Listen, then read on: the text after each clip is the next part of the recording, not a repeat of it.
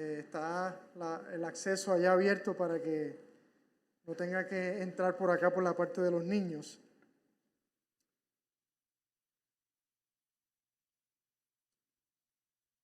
Aleluya.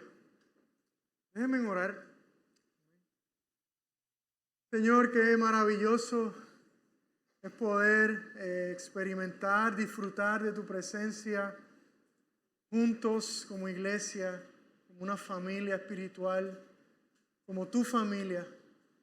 Gracias porque aún en los más simples detalles tú confirmas lo que estás poniendo en nuestros corazones. Tú confirmas lo que quieres hacer en medio nuestro, tanto a nivel personal como a nivel de iglesia. Gracias, Señor, porque tú sabes lo que necesitamos. Gracias, Señor, porque tú tienes un plan, un propósito, y nos has dado el privilegio de poder formar parte de tu misión, de tu obra, de lo que estás haciendo. Tú estás trabajando en la gente, tú amas al perdido y tú deseas que tu iglesia tenga tu mismo corazón, que amemos al perdido, que lo alcancemos.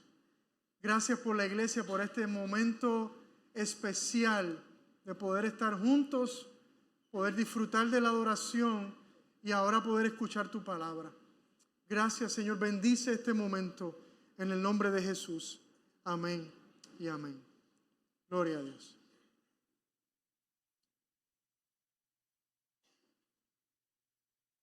Amén.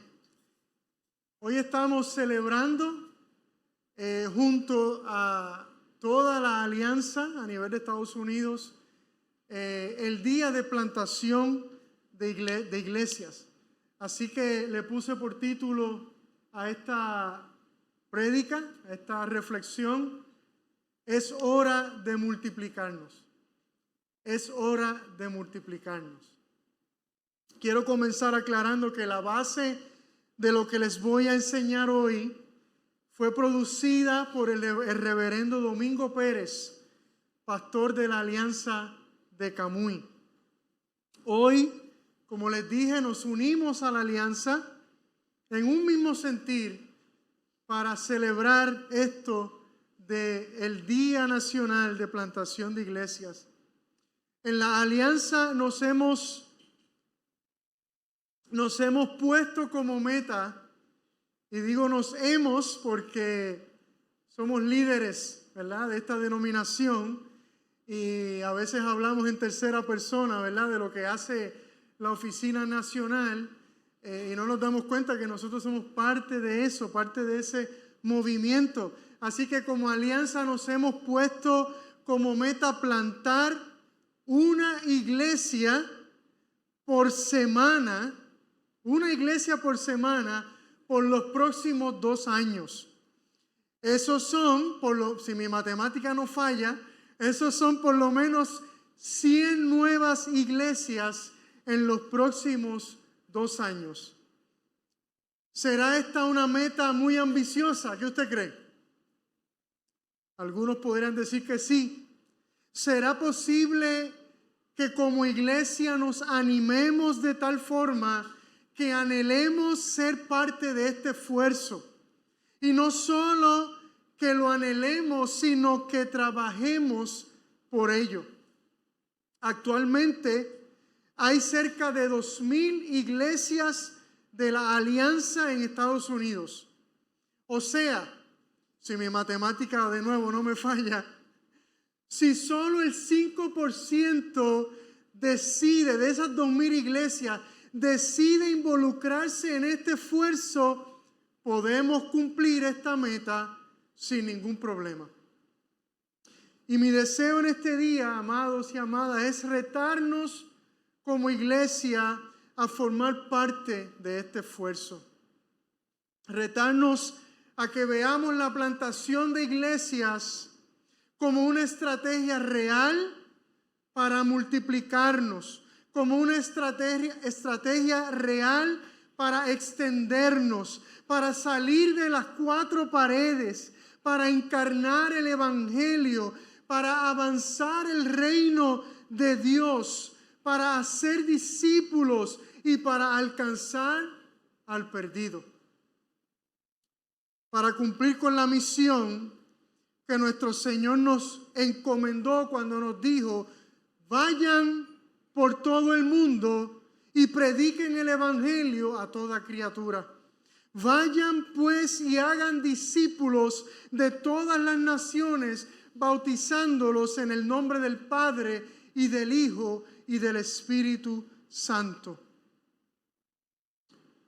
2000 años después, la misión de Dios no ha cambiado. Y 2000 años después, su estrategia tampoco ha cambiado. Su misión sigue siendo que toda etnia, que todo pueblo, que toda nación tenga acceso al evangelio. Y su estrategia sigue siendo la plantación de nuevas iglesias. Evidentemente, plantar iglesias no es parte de nuestra cultura como iglesia de la cumbre. Creo que en 54 años nunca hemos plantado una iglesia, ¿verdad, Marilu? No hemos plantado una iglesia. Sin embargo, plantar iglesias sí es parte de nuestro ADN. ¿Y por qué digo que plantar iglesias sí es parte de nuestro ADN? Y esto quizás pudiera sonar simplista, porque la cumbre inició como una plantación.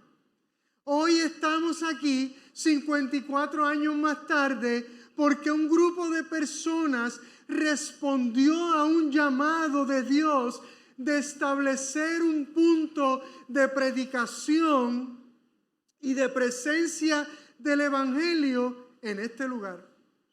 Hoy damos gracias por el esfuerzo y el sacrificio de ese grupo de personas.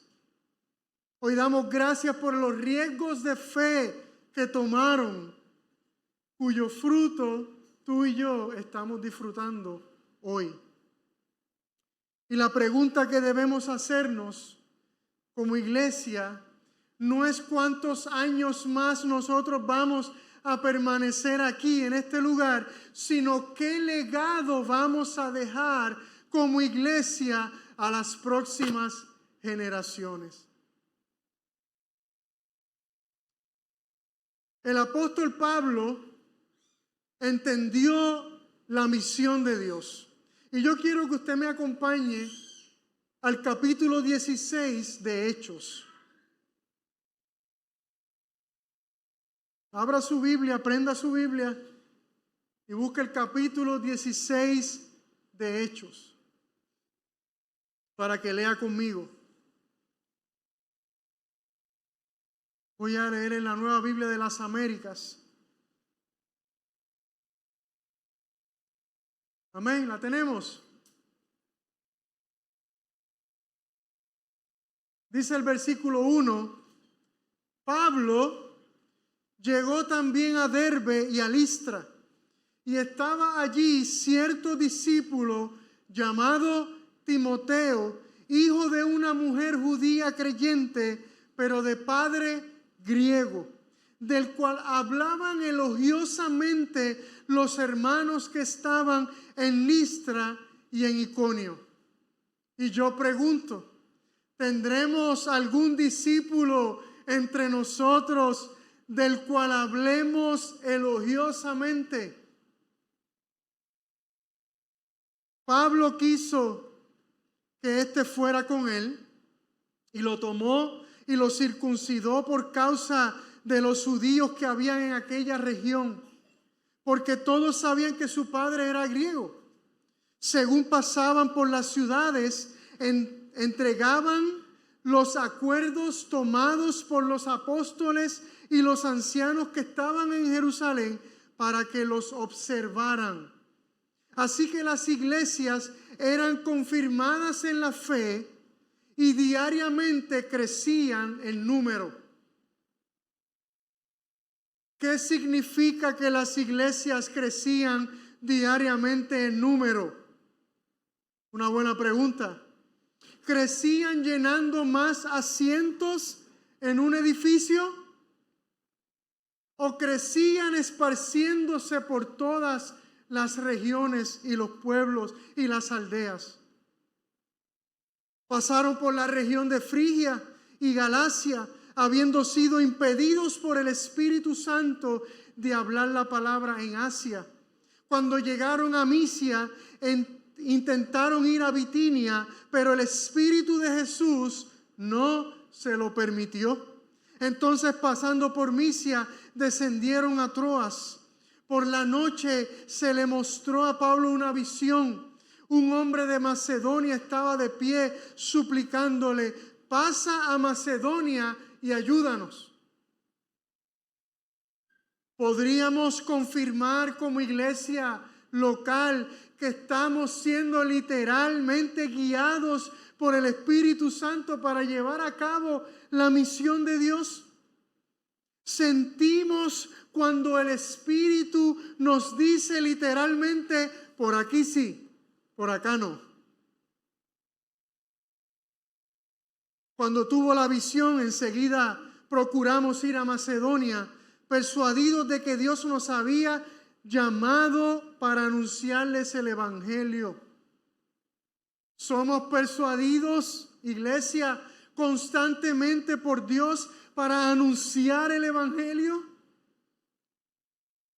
Así que saliendo de Troas navegamos con rumbo directo a Samatrocia y al día siguiente a Neápolis. De allí fuimos a Filipos, que es una ciudad principal de la provincia de Macedonia, una colonia romana. En esta ciudad nos quedamos por varios días. Y es así, esa historia sigue y es espectacular esa historia, ¿verdad? Pablo y los demás apóstoles comprendieron la misión de expandir el Evangelio aquí, allá y en todo lugar, y estos gastaron, invirtieron sus vidas para llevar a cabo esa misión. Es muy común que escuchemos objeciones con relación a la plantación de iglesias. Y estas pueden ser muy variadas, ¿verdad? Algunas pueden ser, por ejemplo, llenemos las iglesias que tenemos antes de comenzar a plantar otra. ¿Escuchado esa? Ya esta no nos aplica porque ya no cabemos. Gloria a Dios, no cabemos aquí, ¿verdad? Otra objeción pudiera decir: tenemos demasiadas iglesias en Puerto Rico y con espacio suficiente para que toda la gente que no asiste a ninguna iglesia pueda asistir. Otra objeción puede ser: una iglesia nueva va a tomar personas de iglesias que ya están luchando por sobrevivir y debilitarlas aún más. Y otra pudiera ser: necesitamos mejores iglesias, no más iglesias. Y la lista puede continuar, ¿verdad? De objeciones en contra de la plantación de iglesias. Y en este día me gustaría atender estas objeciones, ¿verdad? ¿Qué nos lleva a estos pensamientos? ¿Por qué estos pensamientos y este análisis están errados? ¿Y por qué es tan importante y hasta un asunto de obediencia plantar nuevas iglesias? ¿Por qué? Porque queremos ser fieles a la palabra de Dios. En primer lugar, plantar iglesias es bíblico.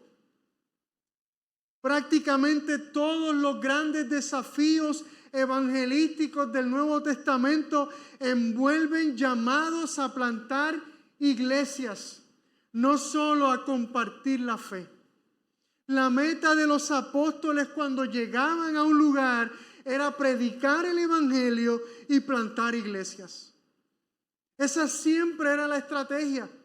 Una cosa estaba atada a la otra.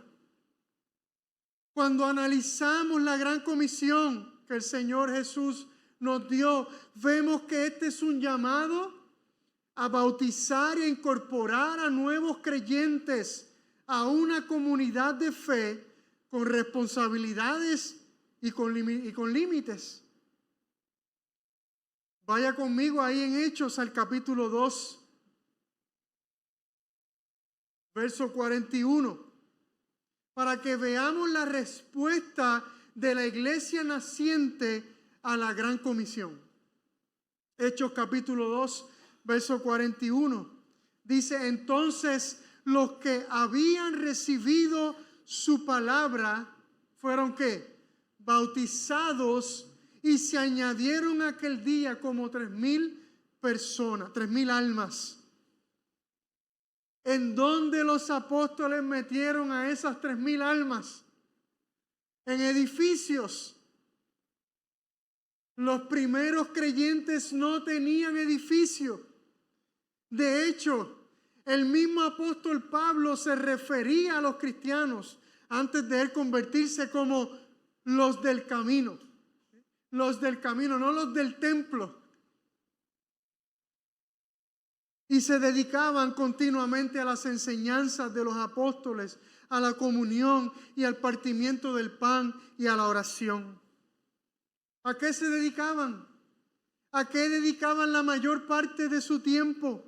A hacer cultos, a hacer eventos, actividades y campañas, a desarrollar grandes e innovadores ministerios. No, amados, se dedicaban a aprender juntos, a vivir juntos, a comer juntos y a orar juntos. Y como resultado de esto, sobrevino temor a toda persona, y muchos prodigios y señales se hacían por los apóstoles.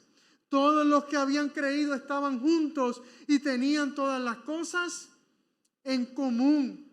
De nuevo, ¿qué caracterizaba a los que habían creído? Estaban juntos y tenían todas las cosas en común. Vendían todas sus propiedades y sus bienes y los compartían con todos según la necesidad de cada uno. Los invadió un espíritu de generosidad radical. Día tras día continuaban unánimes en el templo y partiendo el pan en los hogares. Comían juntos con alegría y sencillez de corazón. Ciertamente los primeros cristianos judíos iban al templo porque era un punto de encuentro familiar para ellos.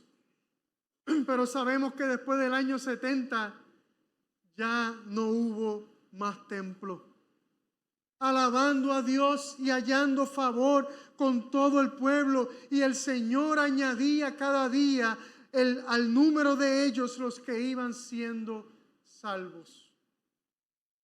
El resultado, amados y amadas, de dedicarse a la enseñanza de los apóstoles, a la comunión, al partimiento del pan, a la oración, a tener todas las cosas en común, a practicar una generosidad radical, a estar unánimes en el templo, a partir el pan en los hogares, a comer juntos con alegría y sencillez de corazón y a alabar a Dios, fue que hallaron favor con todo el pueblo, y el Señor añadía cada día al número de ellos los que iban siendo salvos. Esta fue la manera en que los apóstoles y los primeros cristianos respondieron a la orden de Jesús de ir y hacer discípulos. La iglesia del primer siglo no hacía una distinción entre el evangelismo, el discipulado y la plantación de iglesias. No hacían distinción. Las tres cosas estaban relacionadas, eran inseparables realmente. Compartir el evangelio, discipular a los que creen y plantar iglesias locales. Esa era la estrategia. Hoy día nosotros vemos el evangelismo un poco diferente. Vemos el evangelismo y sigue siendo, ¿verdad? centrado en decisiones por Cristo, o llamados al altar, que no siempre se traducen en vidas cambiadas y restauradas. Solamente una persona evangelizada, discipulada en una comunidad de fe y bajo un cuidado pastoral puede llegar a experimentar la salvación a plenitud. Nuestra visión no puede ser crear un modelo atractivo de iglesia para que otros cristianos decidan venir aquí y no a la otra iglesia. Ese no es nuestra meta. Nuestra visión como iglesia tiene que ser salir de aquí y alcanzar al perdido en cada rincón de nuestra sociedad, de nuestras comunidades. ¿Por qué plantar iglesias? Porque era el modelo de Pablo. Plantar iglesias era su modelo para extender el evangelio. Toda la estrategia del apóstol Pablo fue plantar iglesias en las ciudades. Su plan era uno bastante simple. Primero iba a una ciudad, especialmente a ciudades principales, como vimos en esa porción del capítulo 16 de Hechos. Segundo, plantaba iglesias en cada lugar. Por eso le dice a Tito: por esta causa te dejé en Creta, un versículo que se relaciona al capítulo 16, para que pusieras en orden lo que queda y designaras ancianos en cada ciudad como te mandé. Su pensamiento se basaba en que la mejor forma de impactar a una ciudad de manera permanente y profunda y contundente era plantando iglesias nuevas en ella. Y algunos pudieran argumentar: ok, pastor, eso está bien, pero eso fue el apóstol Pablo en el principio. Ahora en Puerto Rico está lleno de iglesias, en cada esquina hay una. ¿Por qué plantar iglesias nuevas en este tiempo en Puerto Rico? Hay muchas razones, les voy a dar algunas. Porque toda iglesia local tiene un ciclo de vida. Como todo organismo vivo, las iglesias nacen, tienen un periodo fructífero, alcanzan a una generación y luego mueren.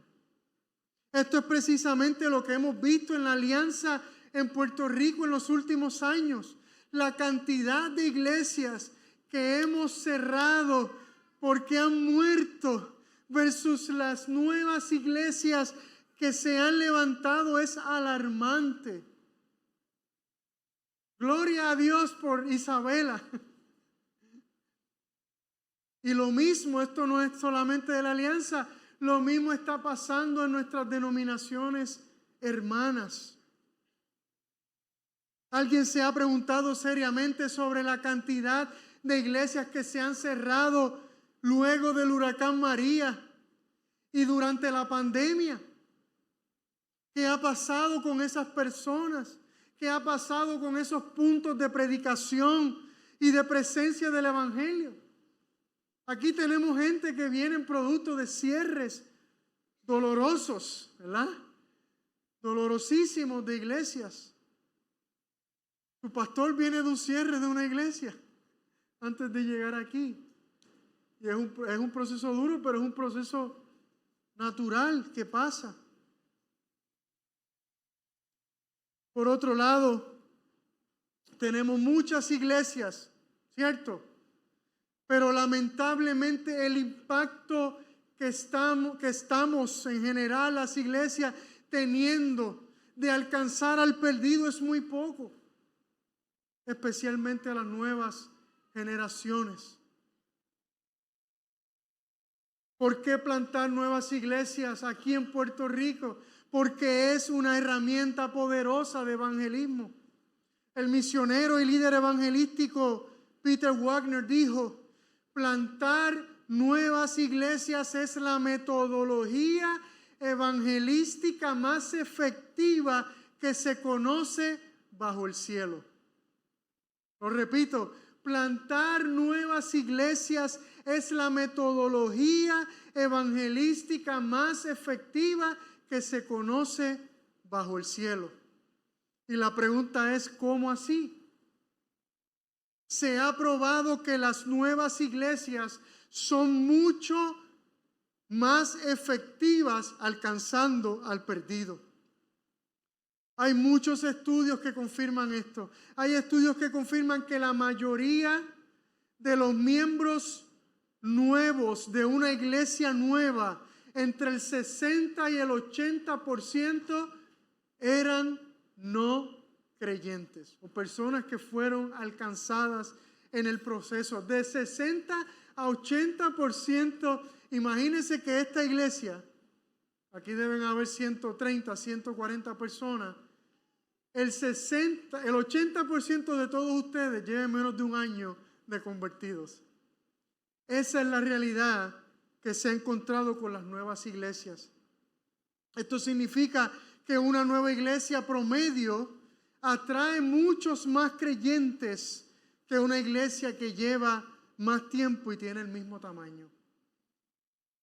Esto tiene una explicación. Las iglesias establecidas con el tiempo, de modo natural, van creciendo en membresía y la atención se va centrando en las necesidades de sus miembros. Y lamentablemente, y pasa de manera natural, vamos perdiendo nuestro enfoque de alcanzar al perdido. Y claro está, esto no significa que iglesias establecidas no alcancen a nuevos creyentes, ¿verdad? Seguramente muchas lo están haciendo, pero la realidad es que las iglesias nuevas tienden a centrar toda su atención, todo su esfuerzo en los no creyentes. Otra dinámica que se da con frecuencia es que una iglesia llena de personas recién convertidas, y esto es un análisis bastante lógico, son más propensos o tienen mayor motivación o son más dadas a invitar a no creyentes que las personas que son miembros de iglesias ya establecidas. ¿Y por qué ocurre esto? Sencillo, porque el círculo de influencia de un nuevo creyente todavía tiende a componerse en su mayoría de no creyentes. Si yo te pregunto, ¿cuántos amigos cercanos no creyentes tienes tú que llevas mucho tiempo en la iglesia?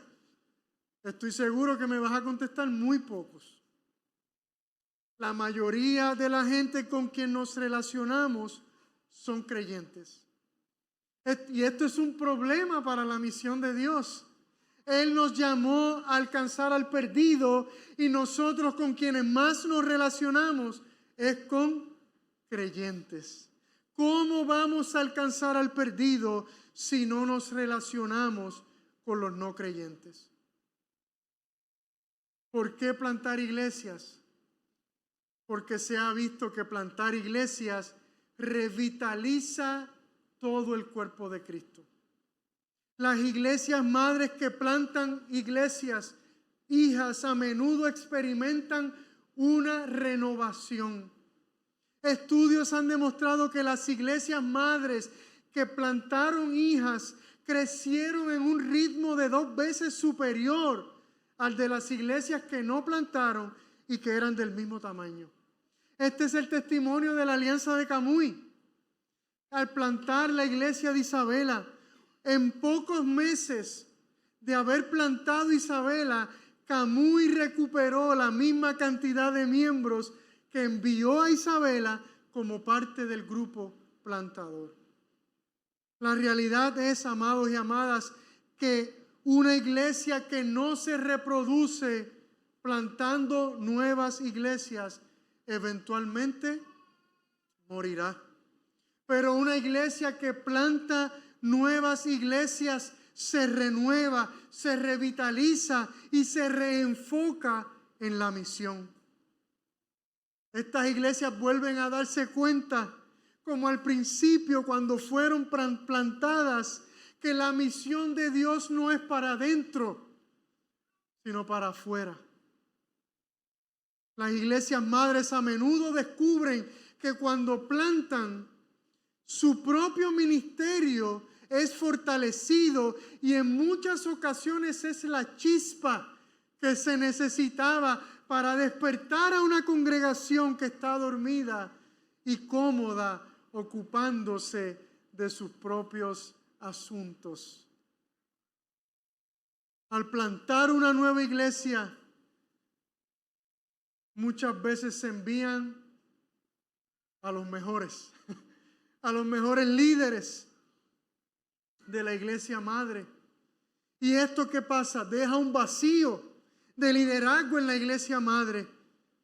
Y eso no es un problema, al contrario, eso es una oportunidad, porque lo que provoca es que nuevos líderes se levanten y se capaciten para la obra del ministerio. Una iglesia que planta iglesias es una máquina de producción de líderes. Una iglesia que no planta iglesias y se reproduce es un almacén de líderes. ¿Por qué plantar iglesias? Porque es el diseño de Dios. La multiplicación siempre ha estado en el diseño de Dios para su creación y especialmente para su iglesia. La primera orden que el Dios creador le dio al ser humano fue ¿cuál? Sean fecundos y multiplíquense, llenen la tierra y sométanla, ejerzan dominio sobre los peces del mar, sobre las aves del cielo y sobre todo ser viviente que se mueve sobre la tierra. Amados, Dios no es un Dios estéril. Precisamente por eso diseñó el matrimonio. Dios ama la multiplicación, tanto en la familia como en la iglesia.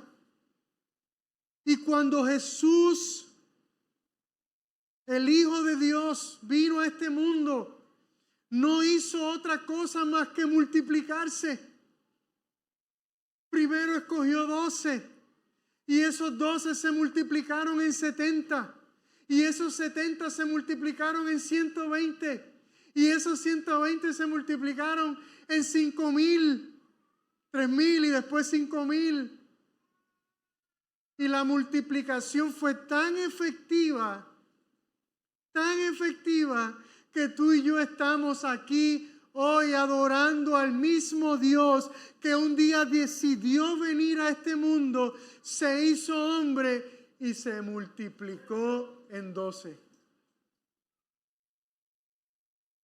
Amados y amadas, la voluntad de Dios es que las iglesias se multipliquen en todas sus facetas. Esta fue la orden de nuestro Señor. Señor, alto y claro, toda autoridad me ha sido dada en el cielo y en la tierra. Vayan,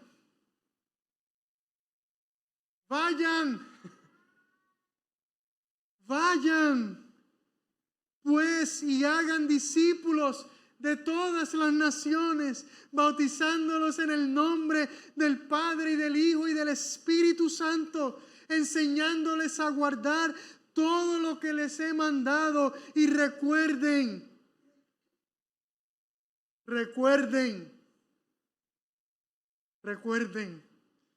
yo estoy con ustedes todos los días hasta el fin del mundo. Entendiendo muy bien la orden de su Señor, Pablo le dice a su joven discípulo Timoteo, uno de aquellos en quien había decidido multiplicarse: y lo que has oído de mí en la presencia de muchos testigos, eso encarga a hombres fieles que sean capaces de enseñar también a otros. Dios se multiplica, discípulos se multiplican en otros discípulos, líderes se multiplican en otros líderes, iglesias se multiplican en otras iglesias.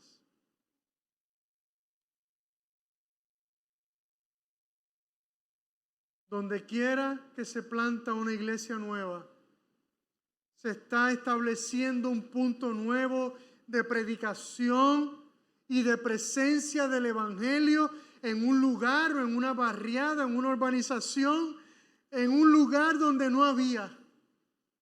Un punto nuevo de proclamación de las Escrituras, de las buenas nuevas de salvación, del glorioso Evangelio del reino, donde nuevas vidas van a ser alcanzadas y transformadas por el poder del Espíritu Santo.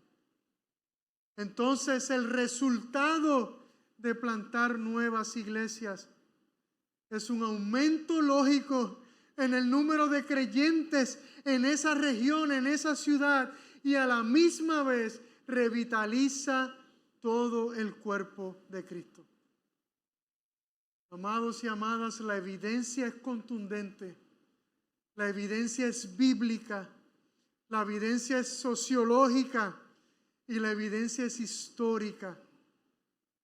Y en este momento tenemos la oportunidad, una vez más, de ser la buena noticia por medio de la extensión del Evangelio a través de la multiplicación. Que así nos ayude el Señor. Aleluya. Yo creo, iglesia, que el Señor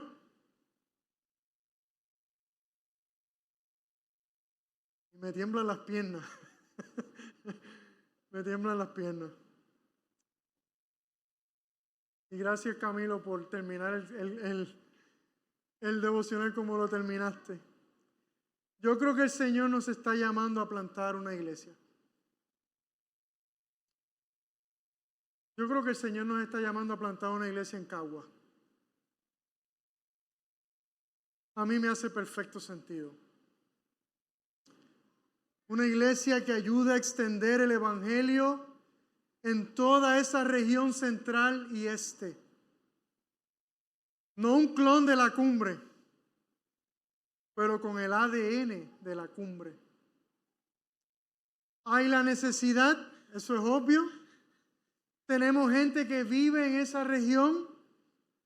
Tenemos los recursos. Tenemos los líderes. ¿Qué nos detiene? Es riesgoso. Lo más riesgoso en la vida cristiana, ¿verdad? Debajo del cielo. Sí, amado, es riesgoso. Muy riesgoso. El enemigo se va a levantar como río. Sí, amados, el enemigo se va a levantar como río. Pero si Jesús nos está llamando, no tenemos nada que perder. No tenemos nada que temer. El riesgo vale la pena. Es más, no tenemos otra cosa que hacer que lo que Él nos está mandando a hacer.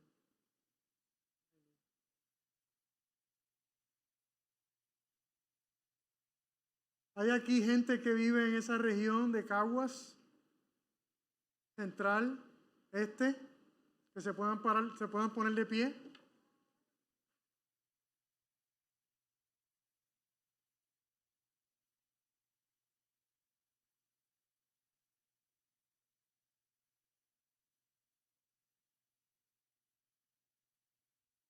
Faltan, ¿verdad, Elsie? Falta una tribu.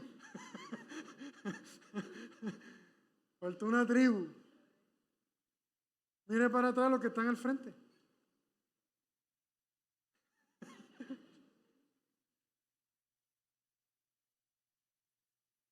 ¿Habrá un Timoteo que podamos enviar a Caguas?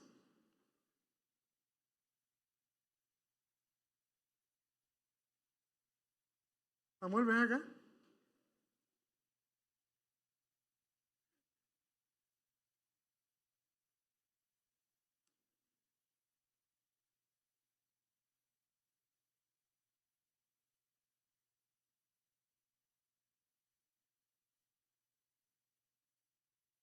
Yo, ¿verdad? Pues quisiera que como iglesia, ¿por qué no pasan al frente ustedes? Para que Samuel no esté solito ahí.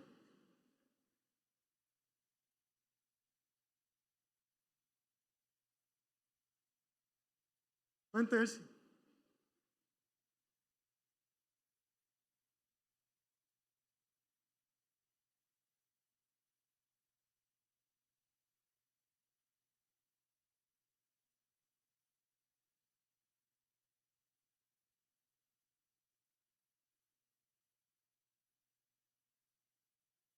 ¿Habrá alguien que se comprometa a orar por esto?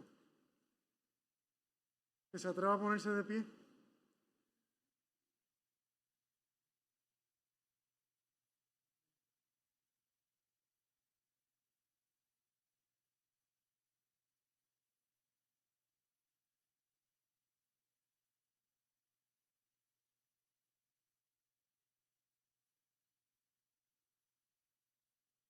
Ellos no son todos. Entre ustedes hay algunos que se van a unir a este esfuerzo. A lo mejor ya Dios te está hablando. A lo mejor cuando tú salgas de aquí, Dios va a empezar a revolcar tu corazón. No se asusten, no los estoy, ¿verdad? Perdónenme, ¿verdad? No se asusten. Es obligado, dice Elsie. No es obligado, Elsie. Mire, esto es un símbolo, ¿verdad? Esto es un simbolismo, esto es un primer paso, esto es un riesgo de fe, ¿verdad? Quiero que oremos por esto, por los que están aquí y por los que se van a unir a este proyecto. En nuestra cuenta de cheque hay $20,000, ¿verdad, Edwin? Para este proyecto. Y puede haber más, si lo decidimos, ¿verdad? Tenemos los recursos, tenemos los líderes, tenemos la gente. Necesitamos un riesgo de fe. Oramos. Señor, estoy seguro que en tu corazón está plantar iglesias. Estoy convencido que esa sigue siendo la estrategia. Estoy convencido que esa sigue siendo la estrategia para seguir cumpliendo la misión que tú has puesto en nuestras manos. Estoy convencido que esa es la estrategia para renovarnos como iglesia. Estoy convencido que esta es la estrategia para extendernos, salir de estas 4 paredes, tener un proyecto hermoso, invertir en una nueva criatura y que tú te salgas con la tuya. Señor, necesitamos que confirmes, que afirmes esto. Necesitamos, Señor, que más personas se unan a este proyecto. Que tú, Señor, muevas nuestros corazones. No queremos dar ni un solo paso sin que tú nos muevas. No queremos ir a ningún lado sin que tú nos muevas, Señor. Y yo estoy seguro que no solamente me vas a mover a mí como pastor, sino vas a mover a muchos. Vas a poner en muchos este deseo y este anhelo de extendernos. Señor, oro por este grupo que simboliza en la región de Caguas, Gurabo, Humacao, toda esa región este. Señor, oramos por esta región. Sabemos que hay necesidad. Sabemos que las iglesias que están establecidas no son suficientes para alcanzar a todos los perdidos. Sabemos, Señor, que tú tienes planes y propósitos con esta región. Y si nosotros, la Iglesia de la Cumbre, puede ser ese canal de bendición para esta región, Señor, hazlo. Hazlo, confírmalo. Muévenos, Señor, para tu gloria. Gracias porque estás con nosotros. Gracias porque son tus riesgos, son tus planes, son tus propósitos. Glorifícate, Señor, en el nombre de Jesús. Amén y amén. Gracias, hermanos. Pueden sentarse.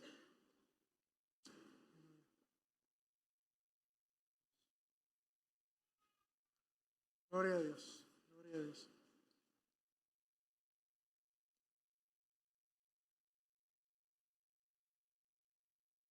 Abdiel. Ven acá, Abdiel. Antes de terminar, queremos, ¿verdad? No por ser lo último, es lo menos especial. Al contrario, es un momento muy especial lo que queremos hacer ahora. Así que regáleme su paciencia por un momento más. Familia.